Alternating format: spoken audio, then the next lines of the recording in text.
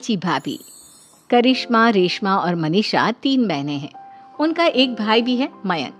मयंक अपनी बहनों को बहुत प्यार करता है, लेकिन मयंक की पत्नी सविता इस मामले में मयंक से बिल्कुल ही अलग है।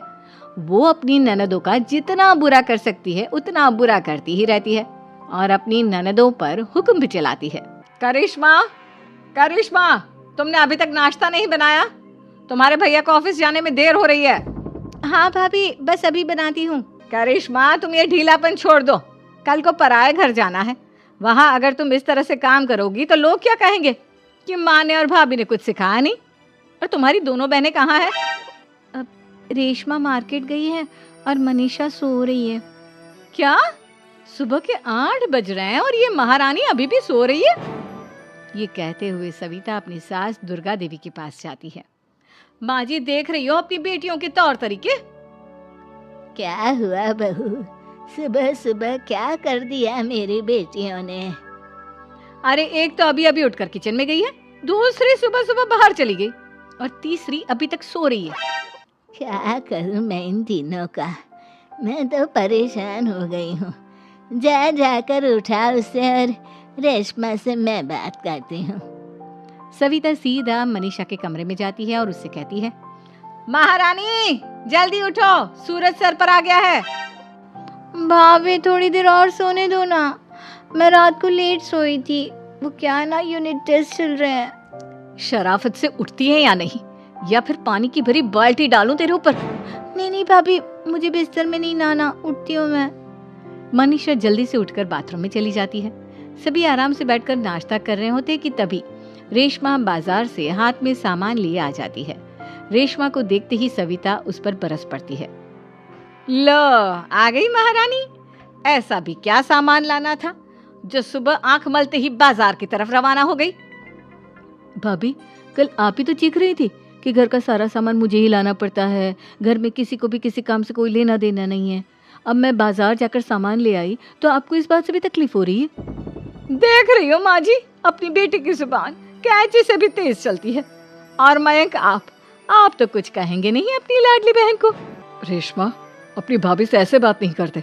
चलो माफी मांगो। भैया, मैं क्यों माफी मांगू? आप भाभी से बोलिए ना कि हम पर कम हुक्म चलाया करे। हम इस घर की बेटियां हैं और आपकी पत्नी की ननद है, नौकरानी नहीं। लो कर लो बात। इनकी भलाई के लिए कुछ भी बोलो तो इन्हें बुरा लग जाता है। इस घर में यही इज्जत है मेरी। देख लो माँ जी, आपकी बेटी किस लहजे में मुझसे बात कर रही है। सविता वहां से चली जाती है। मयंक को बहुत गुस्सा आता है, वो भी वहां से चला जाता है। फिर करिश्मा रेशमा को समझाती है, रेशमा, तुम्हें भाभी से माफी मांग लेनी चाहिए थी ना। लेकिन दीदी, मैंने कुछ किया ही नहीं, तो मैं माफी क्यों मांगू?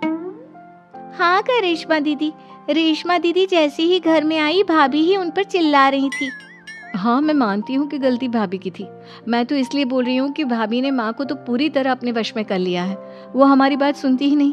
मयंक भैया हमारे लिए हमेशा खड़े रहते हैं, इसलिए उनकी बात का मान तो तुम्हें रखना चाहिए था ना। कोई फायदा नहीं दीदी, कुछ दिनों की बात और है, भाभी उन्हें भी हमारे खिलाफ भड़का देंगी। फिर वो भी माँ की तरह हमारी किसी बात का विश्वास नहीं करेंगे। इसी तरह सविता अपनी तीनों ननदों को किसी न किसी बात पर परेशान करती रहती थी। एक दिन मयंक अपनी तीनों बहनों के लिए गिफ्ट लाया। करिश्मा, ये तुम्हारे लिए हार का सेट। रेशमा, तुम्हारे लिए सुंदर सी ड्रेस। और मनीषा, तुम्हें किताबें पसंद है ना, तुम्हारे लिए किताबें लाया हूँ। थैंक यू भैया। थैंक यू भैया। थैंक यू भैया। करिश्मा, तुम्हारा नेकलेस कितना सुंदर है, ये भैया कहाँ से ले आए होंगे? मैंने भैया को 3 दिन पहले फोन पर ये डिजाइन दिखाया था और आज भैया ये ले आए। सविता तो अपनी ननदों के गिफ्ट्स देखकर जल गई और करिश्मा का नेकलेस तो उसे भी बहुत पसंद आया था। अपनी बहनों के लिए कितना अच्छा नेकलेस लेकर आए हैं, मुझे कभी कोई गिफ्ट नहीं दिया। मैं आज ही ये हार चुरा लूंगी। रात में सविता करिश्मा का हार चुरा लेती है और इसी तरह उसे अपनी ननदों की जो भी चीज़ अच्छी लगती वो उसे मांगती नहीं, बल्कि रात के अंधेरे में चुरा लेती। इसी तरह दिन बीतते गए और सविता ने मयंक के दिल में भी उसकी बहनों के लिए नफरत पैदा कर दी। एक दिन मयंक ने करिश्मा और रेशमा के लिए रिश्ता देखा और ये बात उसने घर में सबको बताई।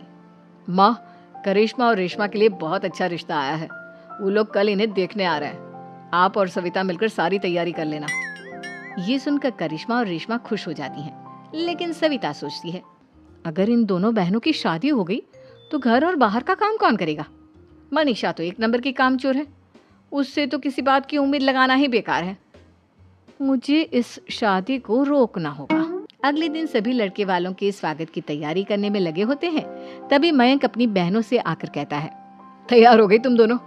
देखो दोनों लड़के बहुत अच्छे हैं, मैं कोई कसर नहीं छोड़ना चाहता, इसलिए तुम उनके सामने अच्छे से बिहेव करना और अपनी भाभी से लड़ने मत लग जाना।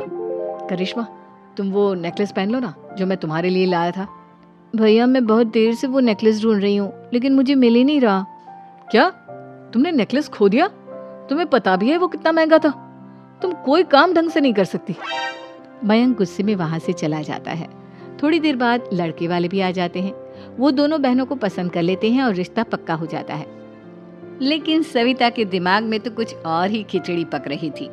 वो पंडित जी के पास करिश्मा की कुंडली लेकर जाती है और उन्हें पैसे देकर करिश्मा की कुंडली बदलवा देती है। जब लड़के वालों के पास करिश्मा की कुंडली जाती है तो वो दुर्गा को फोन करते हैं। बहन जी, हमने करिश्मा की कुंडली अपने पंडित जी को दिखाई थी। आपकी बेटी की कुंडली नहीं बल्कि दोषों का पिटारा है। देखिए, मैं और मेरे पति इन सब बातों में बहुत विश्वास करते हैं, इसलिए हम आपकी बेटी से अपने बेटे की शादी नहीं करा सकते। इस तरह करिश्मा का रिश्ता टूट जाता है और सभी घर वालों को बहुत दुख होता है।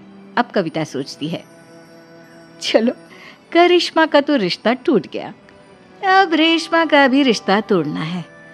क्या करूं? अब सविता आवाज बदलकर किसी अननोन नंबर से रेशमा के होने वाले ससुराल में फोन करती है। हेलो, मैं कौन हूँ कौन नहीं ये आपके लिए जानना ज़रूरी नहीं, बस इतना सुन लो कि रेशमा का 2 साल से किसी के साथ अफेयर चल रहा है। बस रेशमा का रिश्ता तोड़वाने के लिए सविता का इतना कहना काफी था। अब रेशमा का भी रिश्ता टूट गया। मयंक और दुर्गा देवी ने रेशमा को खूब खरी खोटी सुनाई और उससे बार बार उस लड़के के बारे में पूछने लगी। आप दोनों मुझे क्यों परेशान कर रहे हो? अरे कोई लड़का होगा मेरी लाइफ में तो मैं बताऊंगी ना, जब कोई है ही नहीं तो कहाँ से लाऊं मैं कोई लड़का? तो तेरे होने वाले ससुराल वालों को फोन किसने किया था? माँ मैं नहीं जानती किसने फोन किया था, मैं सच कह रही हूँ। मैं तो पहले ही कह रही थी इसकी लगाम खींच कर रखो, लेकिन मेरी सुनता ही कौन है। आप चुप रहिए भाभी, ये सब आपका ही किया धरा है। अब तीनों बहनों को विश्वास हो जाता है कि ये सब उनकी भाभी ही कर रही है। तीनों बहनें अपनी भाभी को सबक सिखाने के लिए एक वकील कर लेती है और घर में हिस्सा मांगना। देखो भैया, माँ बाप की जायदाद में जितना बेटों का हक होता है उतना ही बेटियों का, इसलिए इस घर के 4 हिस्से होंगे और हमें अपना हिस्सा चाहिए। मैंने तुम्हारे लिए क्या क्या नहीं किया और तुम इस घर में हिस्सा मांग रही हो? भैया, आप और माँ हम बहनों की कोई बात नहीं सुनते हो और भाभी हमारी शादी नहीं होने देगी क्योंकि उन्हें लगता है कि आप हमारी शादी में ज़्यादा पैसा लगाओगे और उन्हें हम जैसी फ्री की नौकरानी कहाँ मिलेगी। तो हम भाभी के साथ तो रह नहीं सकते, हम बहनों को अपना हिस्सा चाहिए। अरे तुम्हें शर्म आनी चाहिए अपनी भाभी पर ऐसा इल्जाम लगाते हुए। वो तुम्हारे बारे में कितना सोचती है। हाँ माँ, भाभी हमारे बारे में बहुत सोचती है, दिन रात बस यही सोचती रहती है कि किस तरह से अपनी तीनों ननदों को परेशान करूं और कभी मुझे पढ़ने भी नहीं देती। दोनों बहनों का रिश्ता भी तो इन्होंने ही तोड़वाया है और रात में हमारे कमरे में आकर हमारी चीजें भी चुराती हैं। इसी तरह सविता की तीनों ननदें अपनी बात पर अड़ी रही। अब कोर्ट में तारीख भी शुरू हो गई। जब सविता को लगा कि उसकी तीनों ननद इतनी आसानी से नहीं मानने वाली, तो उसने अपने पति और सास को सारी सच्चाई बता दी और अपनी तीनों ननद से माफी मांगी। मयंक और दुर्गा को भी अपनी गलती का एहसास हो गया। अब सविता खुद करिश्मा और रेशमा के लिए अच्छा रिश्ता ढूंढती है और उनकी शादी करवाती है।